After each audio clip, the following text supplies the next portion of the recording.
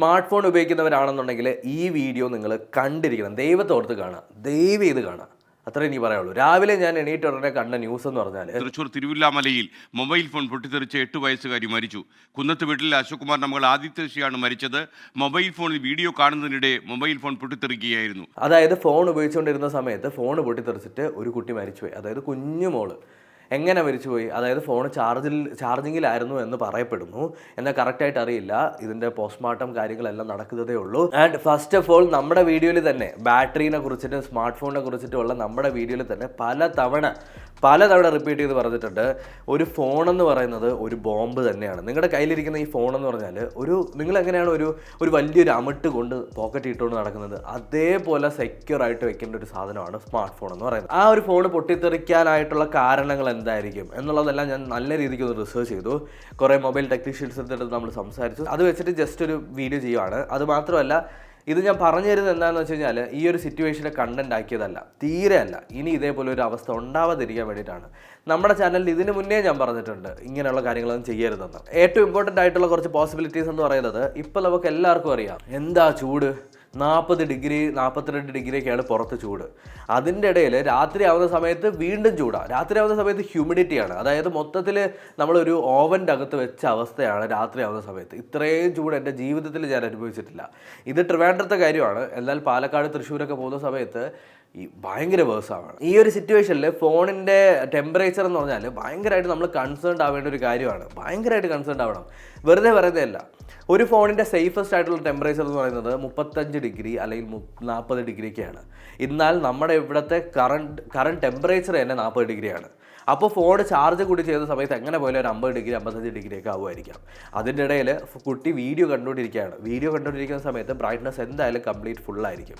Full ബ്രൈറ്റ്നസ്സിൽ ഇട്ടിട്ട് അല്ലെങ്കിൽ half ബ്രൈറ്റ്നസ്സിൽ അല്ലെങ്കിൽ മുക്കാൽ ബ്രൈറ്റ്നസ്സിലായിരിക്കും. എന്തായാലും പോസിബിലിറ്റി എന്ന് പറഞ്ഞാൽ 90% മുക്കാൽ ബ്രൈറ്റ്നസ്സിലായിരിക്കും. അപ്പോൾ ഒരു ഫോണിൻ്റെ അകത്തുനിന്ന് ഏറ്റവും കൂടുതൽ പവർ കൺസ്യൂം ചെയ്യുന്ന ഒരു പാർട്ടാണ് ബ്രൈറ്റ്നസ് അല്ലെങ്കിൽ ഡിസ്പ്ലേ എന്ന് പറയുന്നത്. അത് ഏറ്റവും കൂടുതൽ യൂട്ടിലൈസ് ചെയ്യുന്ന ഒരു പ്രോസസ്സ് ചെയ്യുന്നു.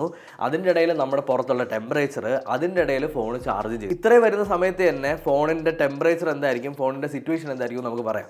രണ്ടാമത്തെ കാര്യം, ഇതിൻ്റെ അകത്ത് യൂസ് ചെയ്തിട്ടുള്ള ചാർജർ ഏതാണെന്നുള്ളത് നമുക്കറിയില്ല. അതായത് ഫോണിൻ്റെ അതേ ബ്രാൻഡിലുള്ള ചാർജറാണോ അല്ലെങ്കിൽ ഫോണിന് കമ്പാറ്റബിൾ ആയിട്ടുള്ള ചാർജറാണോ. പൊതുവെ എല്ലാവരും ചെയ്യാറുള്ള പരിപാടി എന്ന് പറഞ്ഞാൽ ഒരു വീട്ടിൽ ഒരു ചാർജർ കാണും. 4 പേര് ആ കുടുംബത്തിലുണ്ടെങ്കിൽ 4 പേരുടെ കയ്യിൽ 4 ഫോണും ആയിരിക്കും. ഈ 4 ഫോണും ചാർജ് ചെയ്യുന്നത് ആ ഒരു സിംഗിൾ ചാർജറിൽ നിന്നായിരിക്കും. ഈ പരിപാടി ഇന്നത്തോടെ നിങ്ങളുടെ വീട്ടിൽ ഇങ്ങനെ നടത്തുന്നുണ്ടെങ്കിൽ ഇന്നത്തോടെ നിർത്തുക. കാര്യം എന്ന് വെച്ചാൽ ഫോണ് ചീത്താവും എന്നുള്ളതൊക്കെ ഡിഫറെൻറ്റ് കേസ്. ഫോൺ ചീത്തായി കഴിഞ്ഞാൽ നമ്മൾ ശരിയാക്കി എടുക്കും അല്ലെങ്കിൽ പുതിയ ഫോൺ വാങ്ങും. ഫോണിൻ്റെ ബാറ്ററിക്ക് ഡാമേജ് ഉണ്ടാക്കി കഴിഞ്ഞാൽ ഇതേപോലെ സംഭവിക്കും. അതായത് പൊട്ടിത്തെറിക്കും സാധനം. കാര്യം ഇതിൻ്റെ അകത്ത് ഈ ബാറ്ററി എന്ന് പറയുന്നത് നമ്മൾ പവർ സ്റ്റോർ ചെയ്ത് വെച്ചിരിക്കുന്ന സാധനമാണ്. ഒരു ബക്കറ്റ് മണ്ണെണ്ണയും കൊണ്ട് നമ്മൾ നടന്നു കഴിഞ്ഞാൽ എങ്ങനെ ഉണ്ടാവും? അതൊരു എനർജി ആണല്ലേ, അത് സ്റ്റോർ ചെയ്ത് വെച്ചിരിക്കുകയാണ്. അതിൻ്റെ അകത്തേക്ക് ഒരു സ്പാർക്ക് വന്നു കഴിഞ്ഞാൽ ബും. അതേപോലെ തന്നെയാണ് ഫോണിൻ്റെ കാര്യം. ആ ഒരു എനർജി സ്റ്റോർ ചെയ്ത് വെച്ചിരിക്കുന്ന ആ ഒരു സ്ഥലം അല്ലെങ്കിൽ ആ ഒരു ബാറ്ററി എന്ന് പറഞ്ഞാൽ നമ്മൾ സേഫ് ആക്കിയാണ് എടുക്കേണ്ടത്. ഈ ഫോൺ ചൂടാവുന്ന സമയത്ത് എന്താ സംഭവിക്കുന്നതെന്ന് അറിയാമോ? ചില സോൾഡറിങ് ഒക്കെ, ഫോൺ നല്ല ഹീറ്റായി കഴിഞ്ഞാൽ ചില കണക്ഷൻസും സോൾഡറിങ് ഒക്കെ വിട്ടുപോകും. മീൻസ് ഇപ്പോൾ ഉള്ള നമുക്കുള്ള വരുന്ന ഫോണുകളെല്ലാം സാൻഡ്വിച്ച് ബോർഡുകളാണ്. അതിൻ്റെ അകത്തുള്ള സോൾഡറിങ് എന്നൊക്കെ പറഞ്ഞാൽ നമുക്കറിയാം ഹൈ റെസിസ്റ്റൻ്റ് ആയിട്ടുള്ള, അതായത് ഹൈ ഹീറ്റ് റെസിസ്റ്റൻ്റ് ആയിട്ടുള്ള മെറ്റീരിയൽ ചില കമ്പനികൾ ഉപയോഗിക്കാറില്ല. കാര്യം ഇത് മാനുഫാക്ചർ ചെയ്യുന്ന സമയത്ത് അവിടെ ബാൻഡ് ആയിരിക്കും ആ ഒരു മെറ്റീരിയൽ, ഈ സോൾഡർ ചെയ്യാനുള്ള മെറ്റീരിയലേ. അപ്പോൾ കുറച്ചുകൂടി റെസിസ്റ്റൻസ് കുറഞ്ഞ സോൾഡറിങ് സാധനങ്ങളൊക്കെ യൂസ് ചെയ്തിട്ടായിരിക്കും അവർ മാനുഫാക്ചർ ചെയ്ത് വിടുന്നത്. അപ്പോൾ ഭയങ്കര ഹീറ്റ് റെസിസ്റ്റൻസ് ഒന്നും ഈ ഒരു ഫോൺ ഉണ്ടായിക്കൊള്ളണമെന്നില്ല. അപ്പോൾ ഇങ്ങനെ ഒരുപാട് ഹീറ്റ് വരുന്ന സമയത്ത് ഓരോ ഭാഗങ്ങൾ വിട്ടുപോയി അവിടെ ഒരു ഷോർട്ട് സർക്യൂട്ട് ഉണ്ടായി പൊട്ടിത്തെറിക്കാനുള്ള ചാൻസ് കൂടുതലാണ്. പിന്നെ എനിക്ക് തോന്നുന്നു ഏറ്റവും ലേറ്റസ്റ്റ് ആയിട്ടുള്ളൊരു ഫോണാണെന്ന് എനിക്ക് തോന്നുന്നില്ല. കാര്യം എങ്ങനെ പോയാലും ലിഥിയം പോളിമർ ബാറ്ററിക്ക് ഇങ്ങനെ ഒരു എക്സ്പ്ലോഷൻ ഉണ്ടാവാന്ന് പറഞ്ഞാൽ ചാൻസ് ഇല്ലാന്നല്ല, കുറവാണ്. ഇതൊരു ലിഥിയം അയൺ ബാറ്ററി ആവാനാണ് ഏറ്റവും ചാൻസ്. പിന്നീട് എനിക്ക് തോന്നിയൊരു പോസിബിലിറ്റി എന്ന് പറഞ്ഞാൽ ഫോണ് ഒരുപാട്, അതായത് ചാർജ് കയറുന്നു, at the same time charge ഒരുപാട് യൂസ് ചെയ്യുന്നു. കാര്യം നെറ്റ്വർക്ക് ഉണ്ടാവും, വൈഫൈ ഉണ്ടാവും, അതുപോലെ തന്നെ ബ്രൈറ്റ്നസ്, പിന്നെ GPS, ഇതേപോലുള്ള സാധനങ്ങളെല്ലാം അതിനകത്ത് വർക്കായിക്കൊണ്ടിരിക്കുകയാണ്. Sound, speaker. അപ്പോൾ ഒരുപാട് പ്രോസസ്സ് നടക്കുന്നു. ബാക്ക്ഗ്രൗണ്ടിൽ വല്ല ആപ്സ് ഓപ്പൺ ആക്കി വെച്ചിട്ടുണ്ടെങ്കിൽ, ബാക്ക്ഗ്രൗണ്ടിൽ വല്ല ഗെയിം ഓപ്പൺ ആക്കി വെച്ചിട്ടുണ്ടെങ്കിൽ എല്ലാം ഇങ്ങനെ എഫക്റ്റ് ചെയ്യും. ഏറ്റവും ഫൈനലായിട്ട് എനിക്ക് പറയാനുള്ളത്, ഈ ഫോണിൻ്റെ അകത്തുണ്ടായിരുന്ന ബാറ്ററി എന്തോ ഡാമേജ്ഡ് പീസാണ്. അല്ലെങ്കിൽ ഫോൺ തറയിൽ വീണ് ബാറ്ററി ഡാമേജ്ഡായി അല്ലെങ്കിൽ ലീക്ക് ഉണ്ടായി.